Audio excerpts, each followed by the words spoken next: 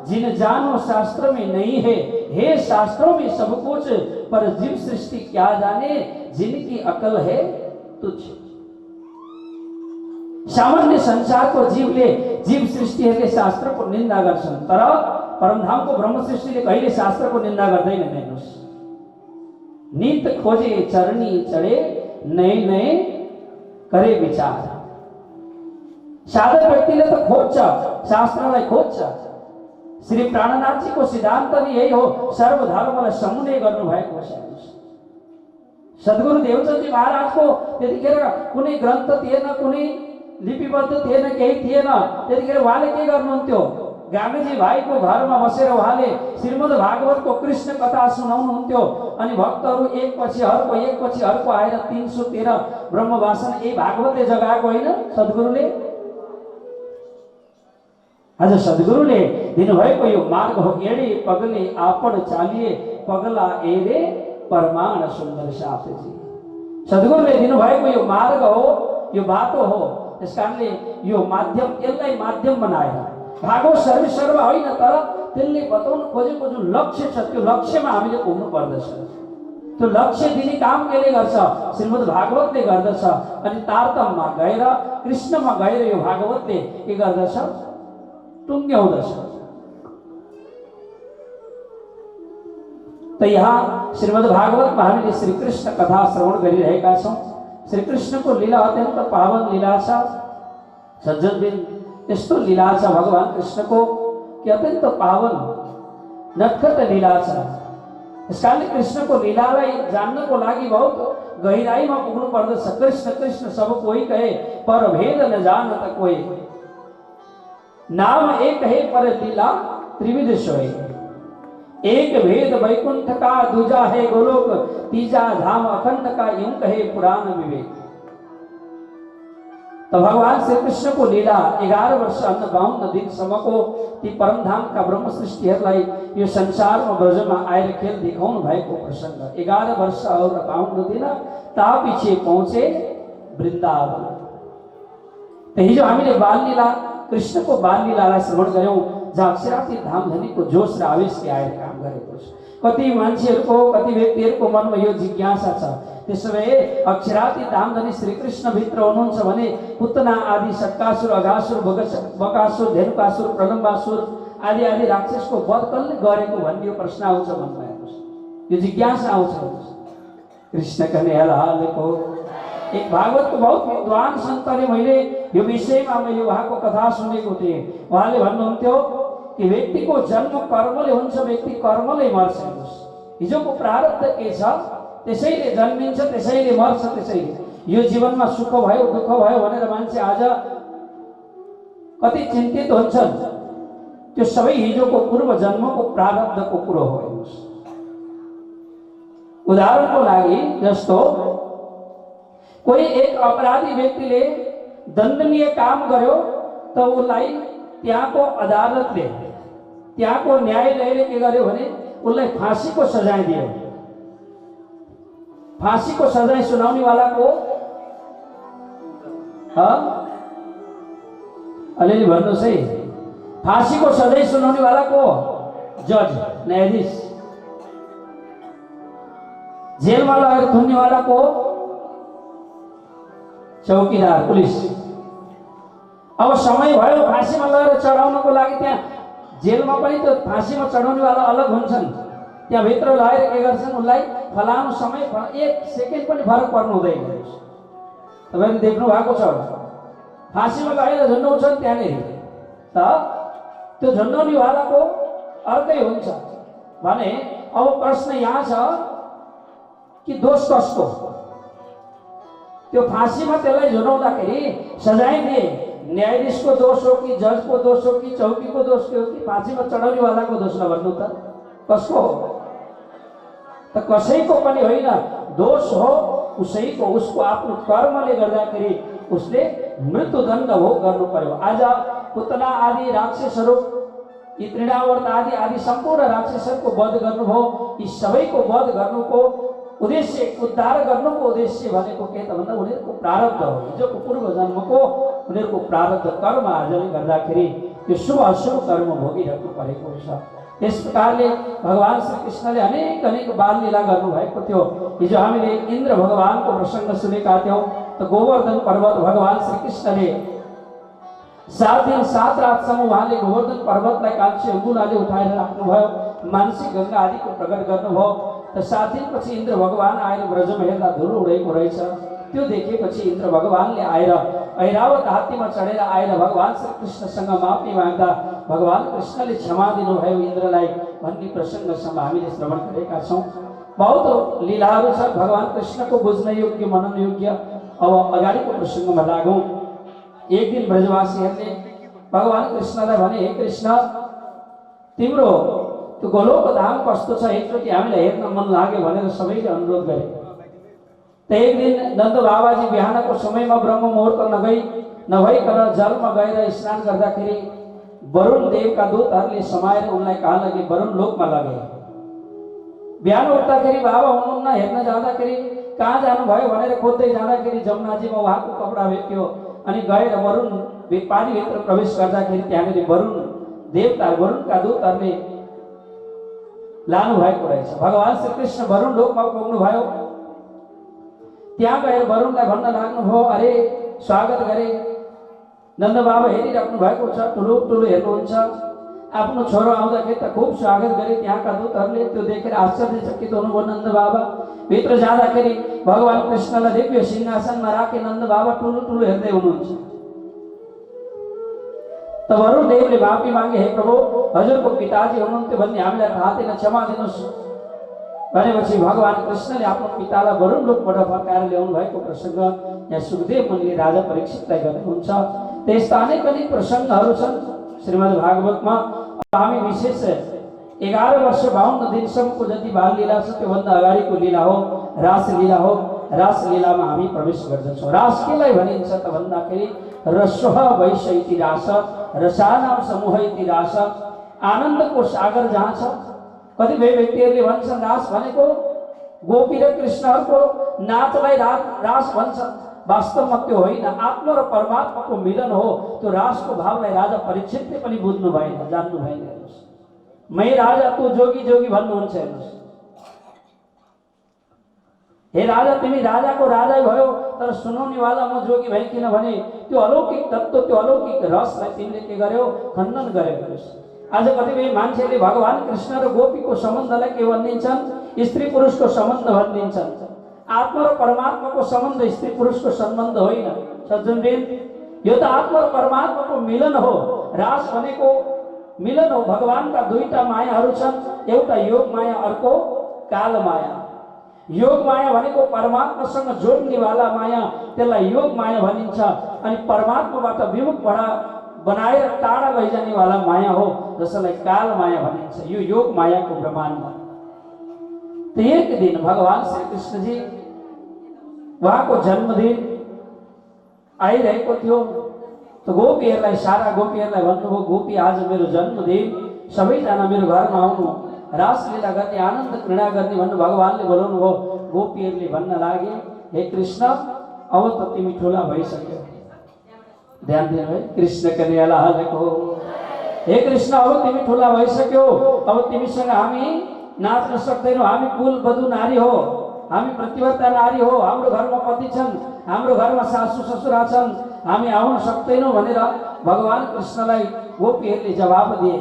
त्यसो भए भगवान कृष्णले भन्नुभयो, गोपी, त्यसो भए आजबाट तिम्रो र हाम्रो सम्बन्ध छैन। कृष्णले भन्नुभयो, आजबाट बोलचाल बन्द। कृष्ण कन्याला हालेको, न गोपी बोल्छन् न कृष्ण बोल्नुहुन्छ। दुवैको यस्तो प्रकारको वियोग भयो। कहिले? कृष्ण जन्माष्टमीदेखि रास पूर्णिमासम्म यो 52 दिन हुन्छ। 52 दिनसम्म गोपी र कृष्णको वियोग लीला चल्दछ। न गोपी कृष्णलाई बोलाउँछन्, न कृष्ण गोपीहरूलाई बोलाउनुहुन्छ। दुवैको मनमा त्यो प्रेम छ, अगाध प्रेम छ। कृष्ण बिना एकछिन हजारौं वर्ष लाग्ने गोपीहरूलाई आज कृष्णसँग एक दिन होइन 52 दिनसम्म वियोग लीला भयो। नुवाकोटमा एउटा यस्तो घटना छ, हजुरहरूलाई सुनाउँछु। त्यहाँनिर एकजना हाम्रो घनश्याम गुरुजीलाई थाहा छ, एकजना त्यहाँ बुढाबा र आमा हुनुहुन्छ, नबोलेको कति वर्ष भइसक्यो, 20 वर्ष भयो बोल्दैन। अनि काम व्यवहार कसरी चल्छ तपाईँको? श्रीमान श्रीमती नबोल्दा कसरी चल्छ? खाना पस्केर दिनु पर्यो, लुगा धोइदिनु पर्यो, घर सरसफाइ गर्नु पर्यो, के भन्ने गरिरहेको छ? कसरी चल्छ भन्दाखेरि अब खेतीपाती गर्दाखेरि खेताला बोलाउनु पर्यो, खाजा धेरै कुरो हुन्छ नि त। आफ्नो घरको पत्नीसँग नबोल्दाखेरि कसरी व्यवहार चल्छ? गाह्रो छ नि। कृष्ण कन्हैया लालको। बाले भन्नुहुन्छ अब भोजन पाक्यो भने भित्रबाट आमैले भन्छन्, अब भोजन पाक्यो, कसैलाई खाना मन छ भने आयो हुन्छ, नभए खायो भने आमै। लुगा धुने बेला पनि मेरो त लुगा धुने बेला हो, कसैको छ भने दिए हुन्छ भनिदिन्छ। व्यवहार चल्दो रहेछ त्यसरी पनि। कृष्ण कन्हैया लालको। तो गोपी र कृष्णको आज त्यो प्रेम वियोगको लीला 52 दिनसम्म चल्यो हेर्नुहोस्।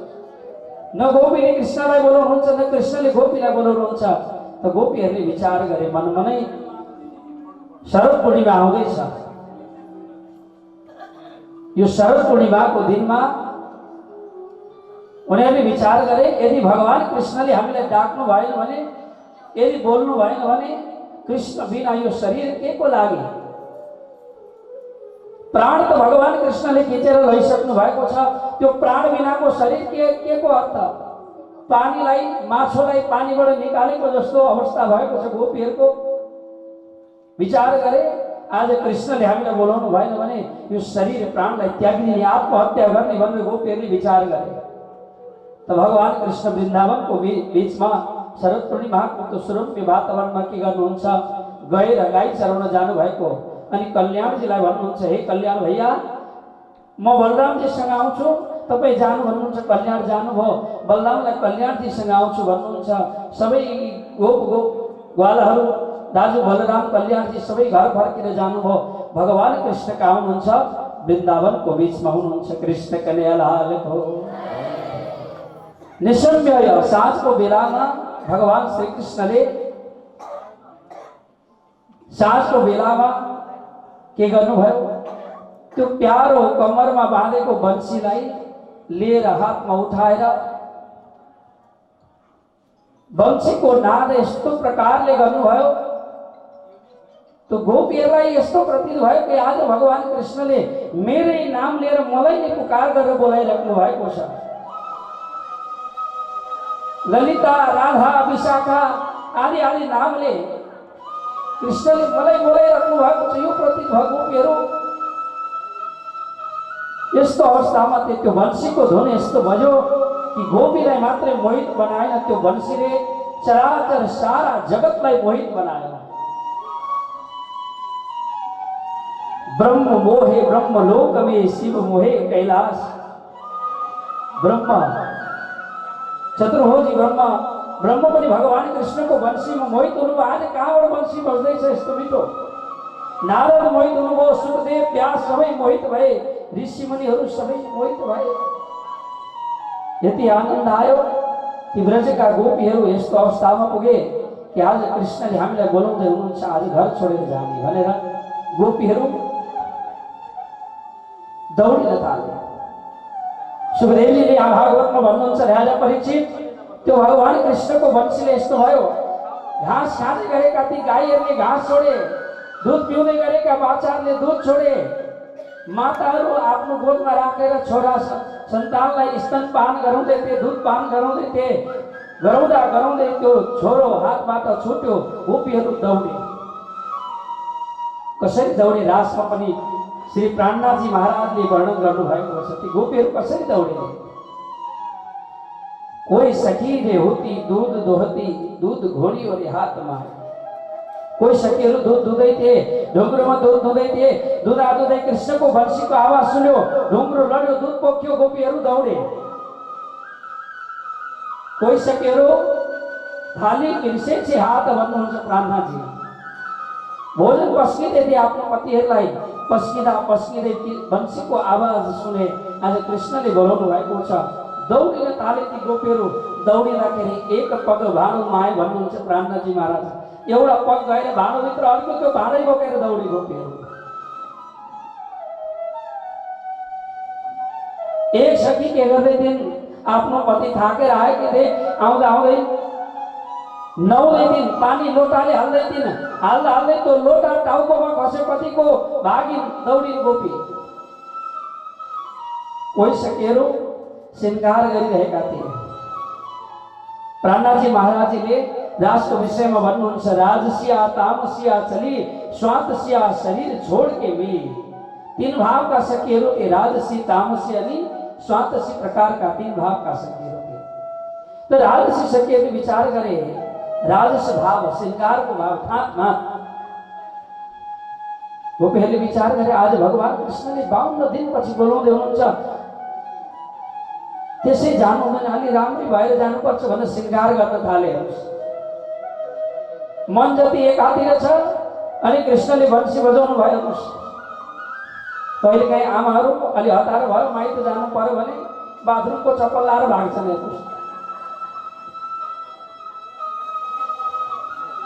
आउँदैन, उल्टो लुगा लाएर भागे हुन्छ। म सामरी एक दिन बस चढेको, एउटी आमा उल्टो लुगा लाएर आधी बाटो पुगिन्छन्। बल्ल त अब म त उल्टोको लुगा लगाएको छु, कृष्ण कन्याको उल्टो पाल्टो भयो। आँखा को श्रृंगार अंत लगाए, कान को श्रृंगार कता लगाए।